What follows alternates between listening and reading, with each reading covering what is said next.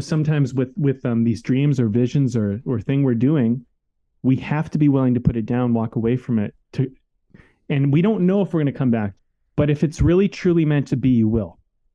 And I think that's a hard lesson to learn and grasp and wrestle with, and however many analogies I can throw at you in just 1 minute. But I feel like that is a big part of it, right? And the fear that you never will, especially after you put in so much time and effort and energy into it, that's a big one, But those are the pressures that make you force, because you're like, I failed. If I don't do this, I failed. You tell yourself stories like that. It's not true, but it feels like that. It really does feel that real. This is Way of the Artist with Brandon Colby Cook and Evan Schulte. Exploring the challenges of the creative call so that you can claim your own path and make your life a work of art.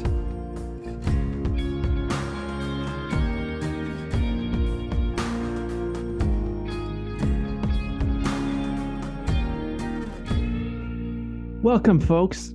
I feel like we haven't said that for a long time, Evan. Welcome, folks. That's like such an old person thing, for me at least. Welcome, folks. We are doing a podcast episode. Welcome to the show. Okay, so today we're running and gunning. We're going fast and furious. This is going to be a short episode. We guarantee it. We don't really have anything we have to do this evening, but we were like, you know what? We got to knock out an episode. We don't have a big window today. It was kind of impromptu. Let's do it. Let's get to it. Let's not force it. Let's just get it done. And it so happens to be that this is kind of the episode. Don't force it. So we don't really have the name figured out just yet, but it's going to be something about not forcing it and how force works into the creative pursuit. And I want to argue as well, I'll just throw this in there as a last thing I say, Evan, also your dreams. You might want them to happen. Mm-hmm. You might be kind of like chomping at the bit to get the dream, to live the dream, right? But part of living the dream is, getting to the said destination you think you're supposed to get to. That is part of the dream too. And I think sometimes we forget that. So don't force yourself from that journey of where you are to the destination you think you're supposed to be, which, by the way, when you get to that destination, there will be yet another destination that you will not want to force yourself to. So that's what I got to say. Evan, I'm going to throw it on to you. Oh, man. There's so many things that are just coming up for me about things that are, I think, related to this start point of forcing. And in terms of what you're saying about vision, there's some things that I want to say about that as well. So, like, first off, I'll just jump into talking about how, in artist circles, people who've been really actually like dedicated to making their life in art understand this thing that you can't force the thing to happen. You can't force genuine creation to occur. You have to show up. You have to you have to show up. And that's one thing that you do have to do. But in that showing up, there's no forcing the thing to happen. Like, coming from acting, I know it's like you try to force an emotion, holy shit, you're dead in the water, right? And because sometimes, like, for whatever reason, who knows, the acting gods aren't quite smiling on you on that day. You can't, bring yourself to that emotion that maybe you were able to get to no problem the last 10 nights in a row. Tonight you don't have it. And so what a lot of actors do is they just try and force and sort of feign that emotion from happening. And it all feels icky as an actor and as audience member. You're going like, there's something's not quite right here. And, one of the great pieces of wisdom in acting is like, well, go in there with what you've got, right? Maybe you're supposed to be walking in, and you had this idea of this distraught type of emotion that you were supposed to have. And, well, that one isn't happening. Now you're walking in, use that thing that you have of like, holy shit, I can't get to where I need to, I'm not getting to where I need to get to. And it's got a different flavor to it, but it's real, right? It's the real thing that's happening, right? And so it's part of that thing of don't force, work with the thing that's there for you, work with the thing that's actually shown up for you there, right? And I think that this whole thing of this, in the Western world, we have this, I think, a very toxic culture where we think that forcing, like whether we think of it in that term or not, I think that we're all sort of conditioned to this thing of forcing. If something isn't going your way, you need to find out how to make it go your way, right? And it leads to a lot of really shady shit that goes on in our world. And I think that when we're trying to force something, we miss all kinds of opportunities that are actually right there, all kinds of lessons that are right there. Now, the last thing I want to say, I know I've been talking quite a bit. I'm just trying to like knock it all out, but I want to touch on this vision thing because I don't want to forget about it as well.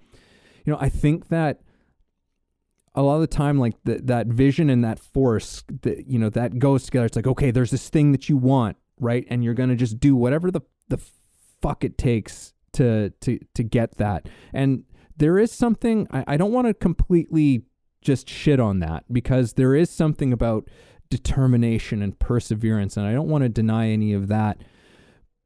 But that journey towards the vision, right, is going to take you in all kinds of ways that you don't expect. And it's, again, you don't have to force the thing. You still work your way towards it. You're still working your way, but there's so much damage and strain and that can be done through an attitude of forcing.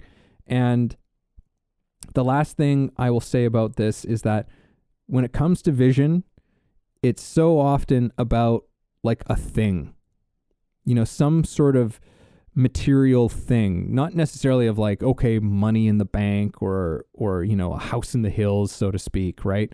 But material in the sense of it's like an attainment of a something, like it's an outside thing. It's an external type of thing. And I think that the deeper vision that we're all actually involved with, whether it's voluntary or involuntarily, but I think that the biggest vision that we're all a part of in our lives is of the person we're becoming. Who do we want to be as human beings? And to me, that's the greatest vision that we can work towards. And the thing about that beingness is that that's one of those things that it's like, it really does not have any kind of clear end point, right? I think that's just an always ongoing process. So I'm going to leave it there, hand it off to you, Brandon. Yeah, well, we definitely covered a lot, I think, in this intro and figuring out what we're getting into. Because in some ways, I mean, we are finding that out as we go too. We're not like, it's not like I didn't come in here with some point to prove or I don't even really have the answer at this point. I didn't come in with anything like, I'm going to impart this answer on you. Like, definitely not. But I can speak from my own experience with, going after the stuff that I want. And the experience that I've been having recently, maybe this can help people with whatever they're going through, or just relate this. I kind of said this to you earlier, Evan, but it's like I have this vision, this calling that has been coming back to me over and over again. And it's this idea of getting what's called a schoolie, which is basically taking a bus, modifying it into an RV, and then traveling North America. And I just see myself at like mountains and lakes and beaches and deserts and forests and all sorts of stuff, just in the middle of nowhere, living in this modulated home on wheels that I've created. And the vision is so real. I can literally like touch it. Like I can see it before me. I can smell it. It's so real, and that's so exciting. But I think with vision and a calling and all of this stuff, what I've been experiencing is like it's right at my fingertips and then it's miles away. And it's right at my fingertips and then it's miles away. And it might be at my fingertips for a week or 2 weeks or even several weeks. And then it's miles away for a moment or several weeks, and that's been an interesting part of this journey because I think with the dream, if I could use that word, there are times where we think we have enough of what we need to make that dream real. And then there are times where we realize we don't have nearly enough of what we need to make it real. Mm-hmm. And that's what I'm finding as I go through this process. Because there are moments where I'm like, okay, like I found the bus. Because that's a big part of this, right? Like there's a lot of people have done this. I'm not the first person, but one of the biggest steps in the whole process is finding the bus that you're gonna modify. And it's got to be the right price, the right size, the right model, the right engine. It's got to be in good shape. And if it's not, or there's anything to fix up, which there likely is a few things, you got to figure out what you're going to do about that and if it's worth it. So, I once you think you found the bus, it's like, okay, this is real. Like I got the bus. And then it's like, well, wait a minute. Like there's still a bunch of other stuff. Like, got to learn framing, you got to learn plumbing, you got to learn electrical, you got to learn mechanical. And listen, I'm committed to this dream. I'm willing to learn all of that. And I've already been learning it. But if this bus was able to be on my doorstep today and I could begin, there's a lot of things I don't know yet. And so, there's moments of, am I in over my head? Like, is this too soon? Do I need to learn more? I mean, there's that side of it. And then there's just the practicality of actually making it happen. So how long am I going to need to do the conversion? And where am I going to put the thing when I do the conversion? And, there's just all sorts of things that happen in life that kind of go like, oh, I have this plan. It's going to work out over here. And then that kind of somehow falls through. And you're like, well, I don't have that. I have the bus, but I don't have the spot and blah, blah, blah. My point is this. If I force it, I'm going to put myself into situations that are probably not the right situation to be in. And I have to be mindful as I navigate these waters is like, am I trying to make something be that isn't meant to be? But at the same time, I am a believer, and you mentioned this in what you're saying. If it's going to be, it's up to me. I truly believe that you got to take responsibility and accountability for your dreams, and you got to go after it like a dog on a bone. But at the same time, sometimes you're on the wrong bone. You got to let go of that bone. So you got to know, like and that's a hard thing to do because it's not that you're letting go of the bone, let's call that the dream, but maybe the bone that you're hanging on to is not the dream, but you think it is. And sometimes you have to recognize that, So Yeah. these are this is what I've been working through. I feel like this is a big part of why this conversation is happening. Yeah. Yeah. There's a few things that you said there. Some things that come up for me around what you're saying about something being not knowing if something is closer or further away. And I think that that's so often the case with the things that we're going after in our lives is, we don't like, it's definitely worthwhile doing some assessment, checking in and she's like, okay, like what does this take? And what giving yourself a bit of a picture of, okay, what is it going to actually look like to do this? But, you never really know until you're doing the thing, right? And in that way, that sort of how close, how far off, it's always hard to say, right? And even in something, like construction, right? That's one of those things where they say it's like it always takes longer than you think it's going to take, right? There's all kinds of shit that can come up, even for people who have been doing these things for years and years and years. And what has experience taught them? Well, it's taught them that it always takes longer, right? No matter what it is. So there's that aspect of what you were saying. I'll say one other thing though. Yeah. Just every once in a while, you think it's going to be this thing that's going to take a long time. And then every once in a while, it just happens. Yeah, that's and true. There's that too, which it's not always the case, but it does occasionally happen. And sometimes if you're not open, you can miss that just opportunity that just comes way before you ever expected it. And then all of a sudden you're like, wow, I did not expect this to happen so quickly or right now. Yeah. Yeah, or you hit a point with it where you're like, okay, you know what? I guess that this is further off than I think it is, and then suddenly, boom. Yeah, totally. Oh no. But I think that's the detachment and acceptance and letting go part of like, because there's that element of force. I don't know. That's a good segue. I felt like I cut you off, so let me leave this with you. But I feel like part of force is having this, is a plan is good. I think if you don't plan, you plan to fail. But I do think sometimes our plans are our limitations.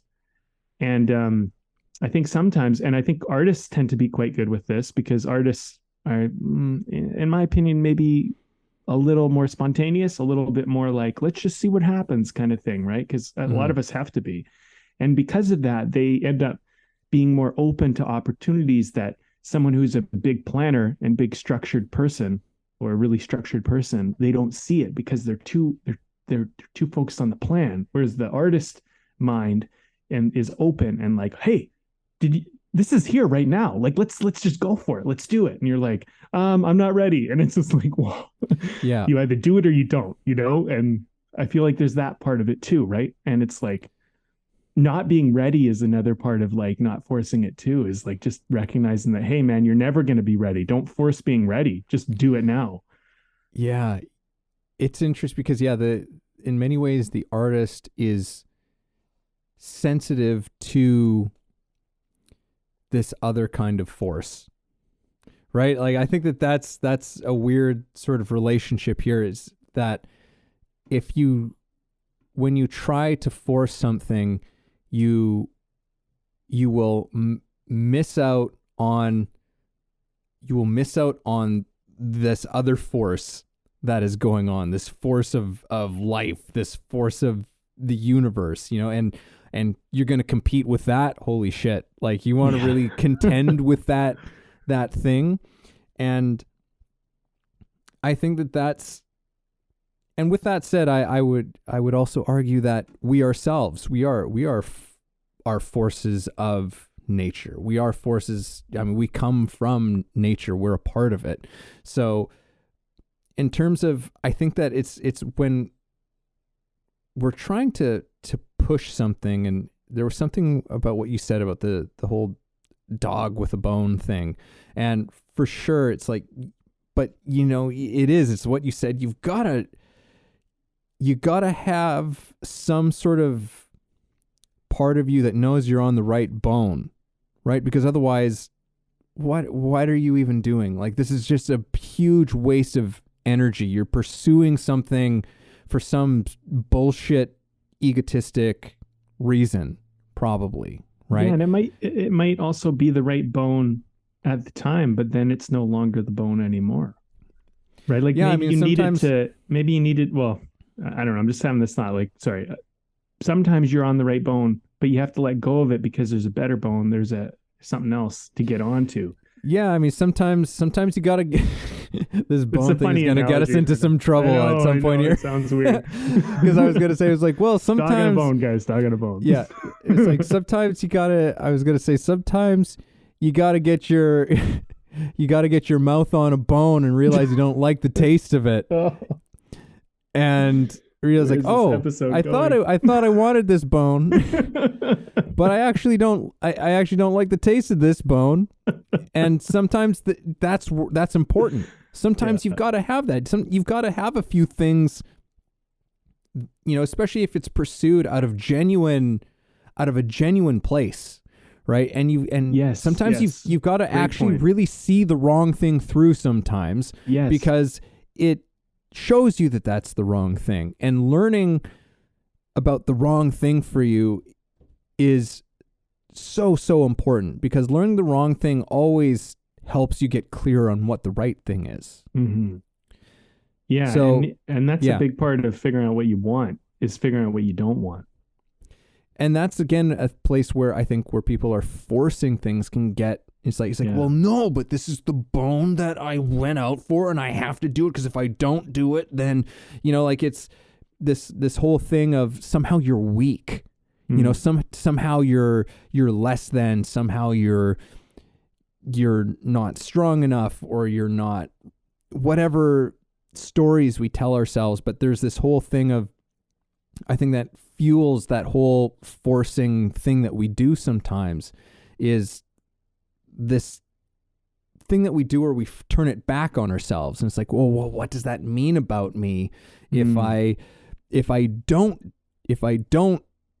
go and get that bone, right? Even though I get the feeling that this is not actually the bone for me, and that some part deep down knows that I actually should go and find another one, right? And when we force it, we can just waste so much time and energy on something that has no meaning. It's going after it too long, too much. Hey everybody, this is Evan, and this episode is brought to you by my book. Yes, I recently released a book called The Actor's Awakening: Connecting Spirituality to Craft. Expand yourself as an actor and your craft through a spiritual perspective. Take a journey that will explore universal philosophies and insights to help you understand human nature in a profound way, and develop practices to take your work to another level. Again, that's The Actor's Awakening: Connecting Spirituality to Craft. Available on Kindle and paperback on Amazon. And as always, if you like the show, please subscribe.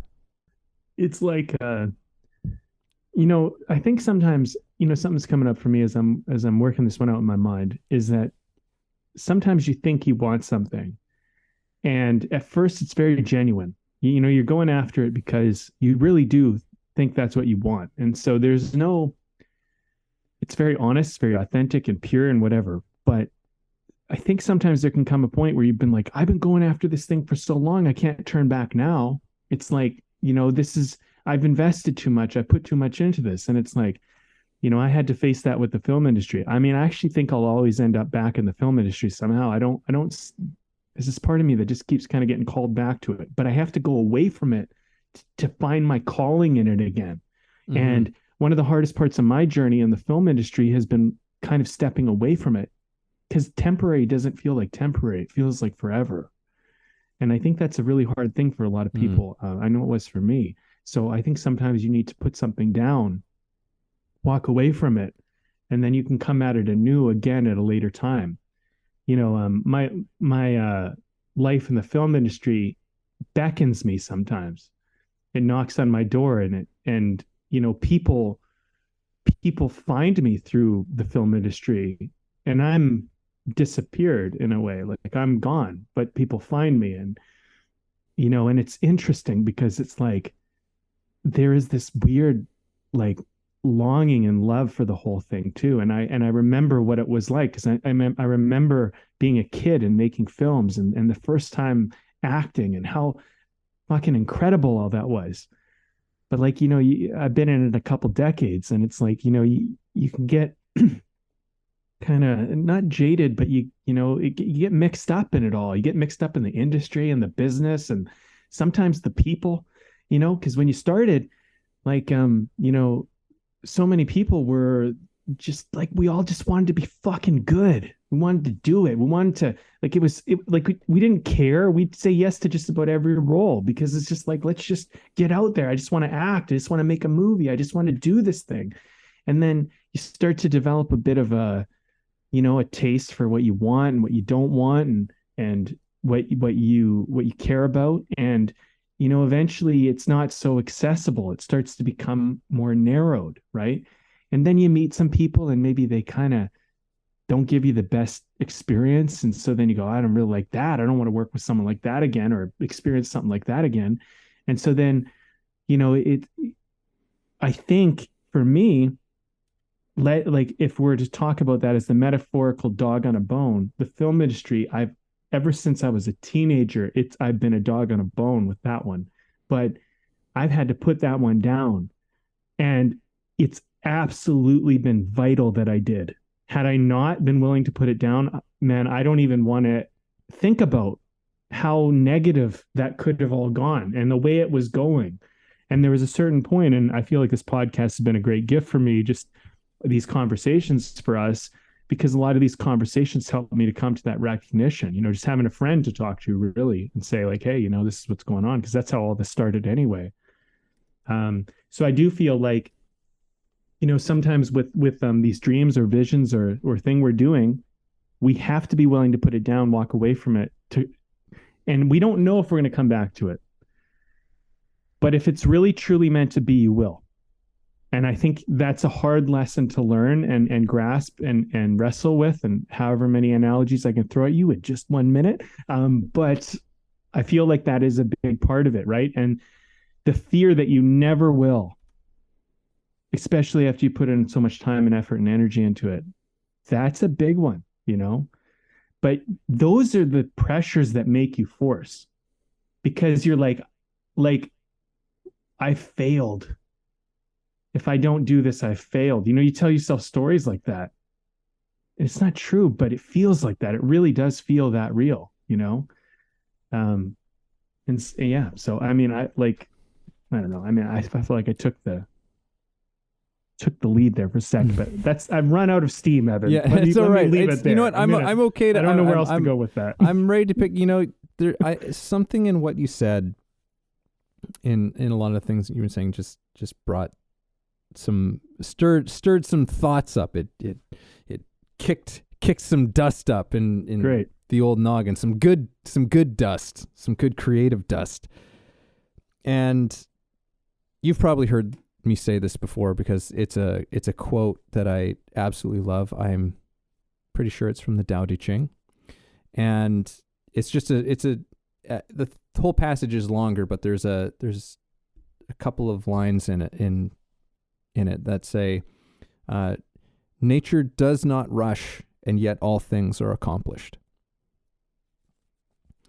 And just thinking about that I love that quote, but it is such a perfect quote, and this whole thing of not forcing,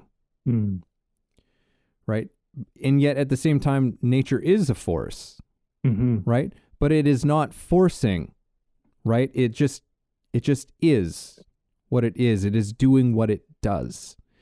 And, I think that there's a great lesson there. The Tao Te Ching is great because it's like the whole thing is referred to like nature. Everything is nature. Your nature. It's all, what is the actual of what things are, but anyhow, and I was just thinking about this in terms of like, you think of something like the seasons of the year. It's like, yeah, they're not forcing anything. They take their time to make things happen, right? I mean, I suppose you could argue that, well, in the grand scheme of the time and in the universe and all of this stuff like that, this change of seasons is a blink of an eye.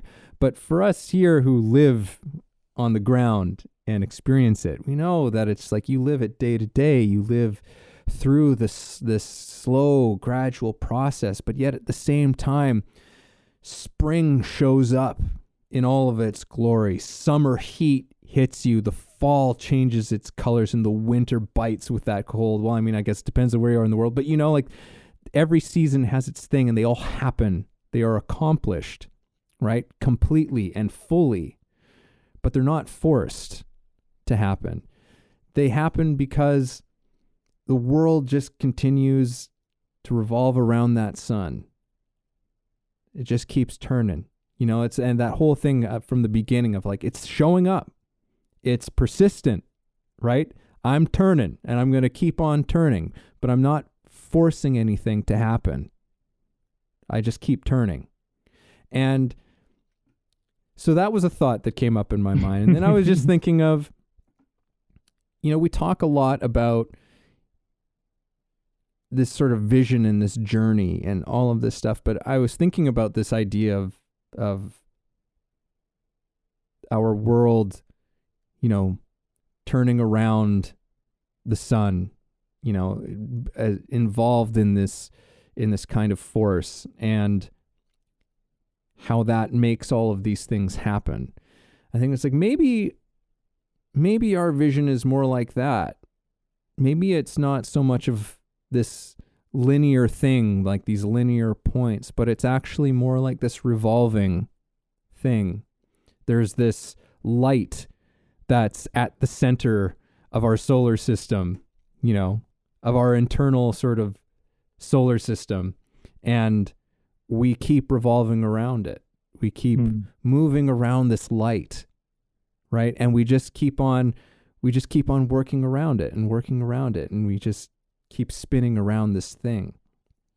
And I kind of like that, because it's like, well, it's, yeah, like we just, it's not so much about a start point and an end point. It's an ongoing dance. It's an ongoing movement of sorts that continues to create and regenerate, and things fall away just like the seasons, right? Like the ideas that we had of how we think certain things are supposed to be, well, that turns into its fall and winter, and suddenly it's just like it's gone. But then there's a new thing that's coming up very soon, and it will happen. Those things will happen, and you don't have to force them. And there's something very relieving about that we don't have to force those changes to happen, that the changes will happen if we just keep turning, right? If we just keep moving. And if everybody's exhausted and disgusted by this metaphor, I apologize, but I don't know. There's just something to this. Let me throw this in, because I agree with what you're saying, and at the same time, the one thing that I think is really important to comment on all this is this: we're not just saying like just laissez-faire, like just like let it just happen and don't play any part in it. I don't think that's the point, but I think that in some degree you have to accept that seasons are going to happen in your life, and they're going to come, and you're going to need to respond to them. And you can begin to kind of, you can begin to expect them. Like, I've been living relatively pretty remotely for the last like year and a half. And one thing that when you live more remote, things like the winter, they're not just an inconvenience. They're something you prepare for, like you take care of stuff. And then also the spring, like I didn't realize how powerful the spring was. People always talk about the winter and how you got to be prepared for the winter and put your food aside and all that shit. People don't always talk about the spring. The spring is can be devastating. And where I am, the water melts off the mountains and rips apart the countryside, and sometimes towns and houses, and it takes things with it. It's fucking profound, and it's powerful, and it cuts through the soil and the dirt, like in ways that just change the entire environment around you. And if you don't deal with it, if you don't respond to it, I mean, man, the things you built can get just washed away. So, I think that there's as we're talking about this kind of seasons and not forcing it, I think there's an element of when you begin to accept that there's a certain amount that you're in control of and a certain amount that you're not in control of. And the lines as to what those are not entirely clear. But maybe you gain them and get a better understanding with experience and knowledge and wisdom and maybe some mentorship, but a lot of it you're going to have to figure out as you go. And so I think a lot of this is about like accept what you don't control, try to take charge of what you do, and between the both of those, let there be a certain amount of flow and kind of adaptation that must occur. And sometimes things at certain times will never be the way you want them to be, but at other times it's so easy to make them that way. So if they're not working right now, maybe you need to put it to the side and move on to the thing that is. And if it is working, go for it more. Don't because that might be an opportunity to really investigate it and explore it. And I think that's an important part about force, is that force might be a thing of timing as well. It's not just oh, I guess this is over, this is done. It's like, it's not a good time. But you know what? Tomorrow's another day. Next month's another month.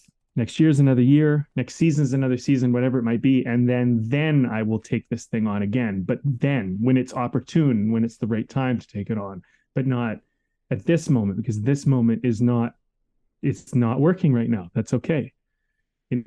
And then all of a sudden you find yourself the next day in the moment that is working and you go, what? It's back on. Okay, let's get back on this thing. Whatever that metaphor for you might be, or activity. So anyway, man, I don't know. Like, I feel like we've come to some pretty interesting things on this one. And, honestly, I could probably keep going with it, but let's wrap it up. We said we'd do that. And I think this is good. I feel like it pushed us both to really try and explore it quick.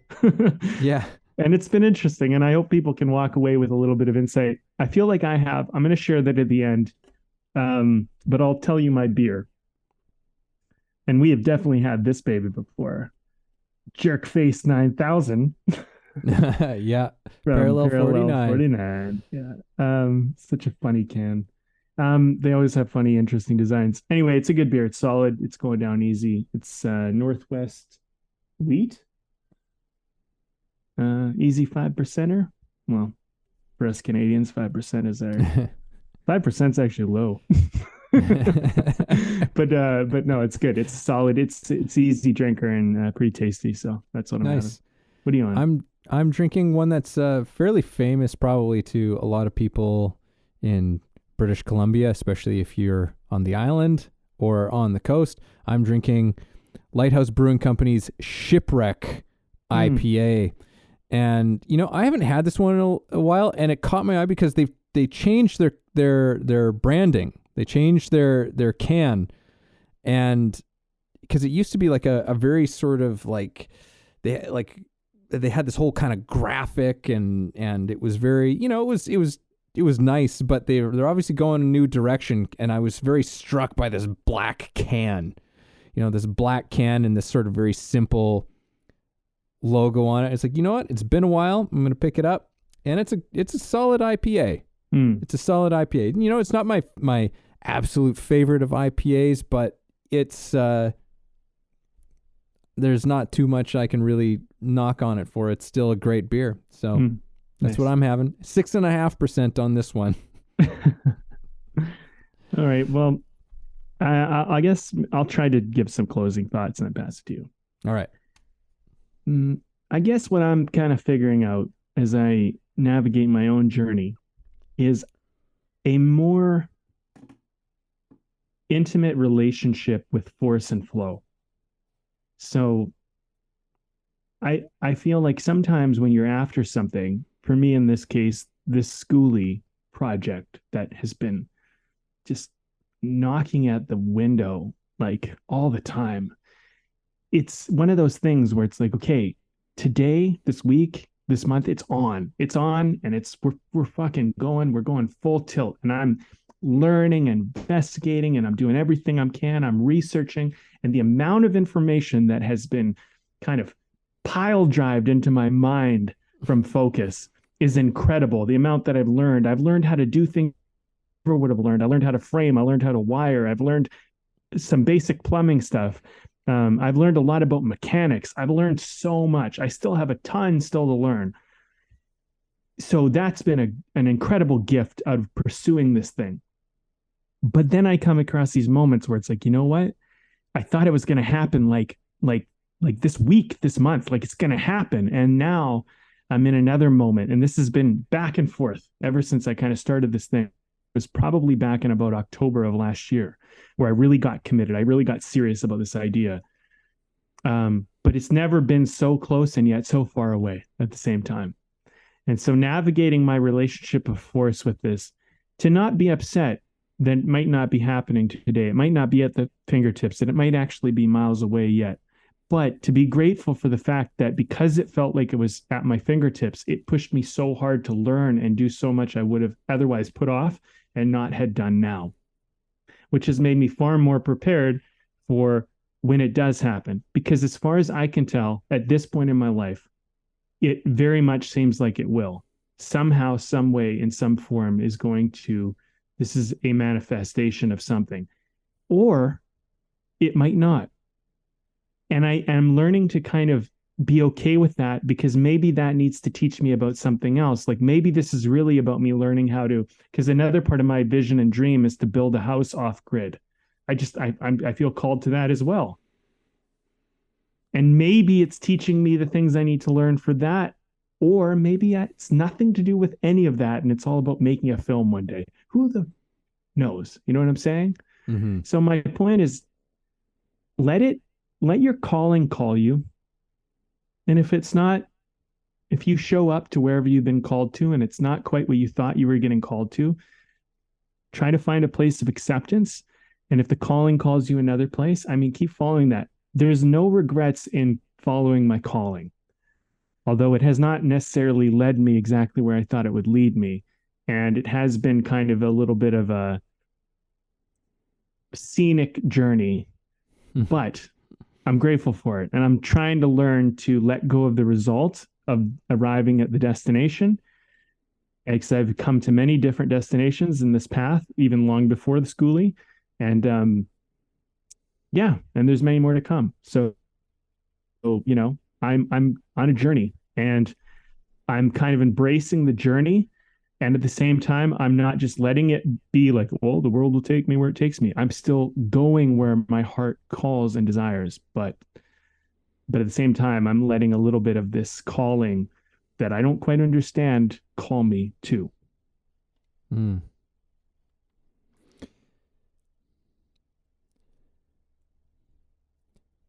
I'm going to come back because I guess I'm not done with this sort of sun and earth metaphor that's going on here for me, which is, I think that to maybe, and I guess tie in maybe a few ideas that have sort of popped up for me over this conversation, which is, ultimately there's this person you want to be, there's this life that you are called to, and that thing is sort of, that's your sun. That's this thing that you're revolving around. And as you're revolving around that thing, and going through it, there's lots of stuff that comes in and out of your life as you're revolving around that thing that's your main thing of this person that you are. And out of that comes all kinds of stuff from your life, right? You wanting to build a schoolie and have an off-grid house. Yes, those are all these little visions, but they're all revolving around something, Mm-hmm. And sometimes we don't know exactly what that thing is. And, and we move towards the things that we, these things that are in front of us that we go like, oh, okay, I'm going to move towards that. Right. But they all revolve around this thing, and, hurtling through this space that is a bit of a mystery. And I think that that's okay. I think that, one of the things that we don't do well with as human beings is embrace a lot of the mystery of this thing that we're a part of, and to me, it's okay that mystery exists. You don't have to know everything, but you can know the thing that's right in front of you. And I think that for me, that the thing that I'm really curious about now is this thing is like, yeah, what is your sun? What is your sun? What is actually the thing that all of these things that you want to do, want to be, want to achieve, what is that all actually really about? Because it's all revolving around something. And that something is really important.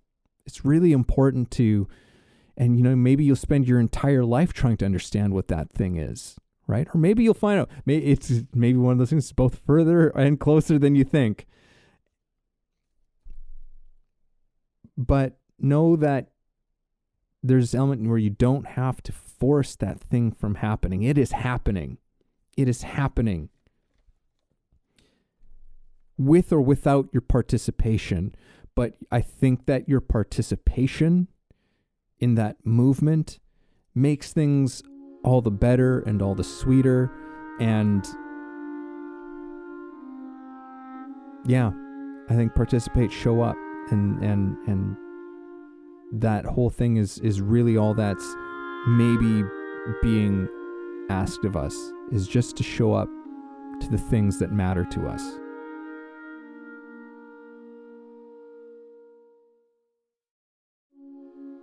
Thank you for listening in on our conversation today. We hope you found something helpful that you can carry forward with you. Head over to our website, wayoftheartist.com, for more free exclusive material and learn about the show. If you haven't already, please support us by subscribing to the show, sharing it with people you know, and keeping compassionate, creative conversation going.